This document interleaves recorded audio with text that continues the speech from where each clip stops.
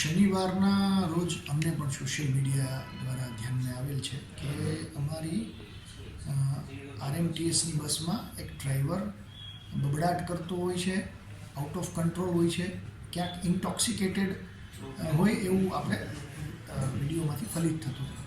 એ ધ્યાને લઈ અને ડિસિપ્લિનરી એક્શનના ભાગરૂપે અમે તાત્કાલિક અસરથી એને ટર્મિનેટ કર્યું અને એજન્સી પાસેથી અમે ખુલાસો જવાબ માંગ્યો કે આવું કેમ બનવા પામેલ છે. આજે રાજકોટ સિટીના જે પેસેન્જર્સ છે એમની ગરિમા જળવાય તેના માટે આવું કેમ બન્યું છે. તો એમને પહેલાં જે બાબુભાઈ વંજીભાઈ પરમાર છે એમની પાસેથી એમને જવાબ મેળવીને આપ્યો છે. એમાં એમને માનસિક બીમારી હતી. 2.5 માસ પહેલાં એમનું રિક્રુટમેન્ટ થયું અને એમને ડૉક્ટર પાસેથી રેગ્યુલર દવા લેતા હતા. એ દવાનો પુરવઠો ખૂટતા એમને બબડાટ અને એન્ઝાયટી આપણે ફીલ થઈ.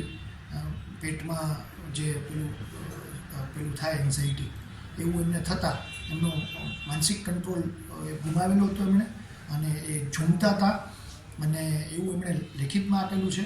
અને આવા કિસ્સામાં અમે એજન્સીને તાકીદ કરેલી છે કે આપ જે રિક્રુટ કરો ત્યારે હવે પછી આ કિસ્સાને પણ ધ્યાને લઈ કોઈપણ કંડક્ટર કે ડ્રાઈવરની માનસિક સ્થિતિને પણ ધ્યાને લઈ અને આગળ વધવા સૂચના આપેલ છે. શનિવારના રોજ અમને પણ સોશિયલ મીડિયા દ્વારા ધ્યાનમાં આવેલ છે કે અમારી આરએમટીએસની બસમાં એક ડ્રાઈવર બબડાટ કરતો હોય છે, આઉટ ઓફ કંટ્રોલ હોય છે, ક્યાંક ઇન્ટોક્સિકેટેડ હોય એવું આપણે વિડીયોમાંથી ફલિત થતું હતું. એ ધ્યાને લઈ અને ડિસિપ્લિનરી એક્શનના ભાગરૂપે અમે તાત્કાલિક અસરથી એને ટર્મિનેટ કર્યું અને એજન્સી પાસેથી અમે ખુલાસો જવાબ માંગ્યો કે આવું કેમ બનવા પામેલ છે. આજે રાજકોટ સિટીના જે પેસેન્જર્સ છે એમની ગરિમા જળવાય તેના માટે આવું કેમ બન્યું છે.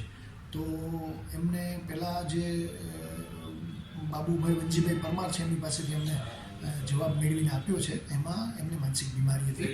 2.5 માસ પહેલાં એમનું રિક્રુટમેન્ટ થયું અને એમને ડૉક્ટર પાસેથી રેગ્યુલર દવા લેતા હતા.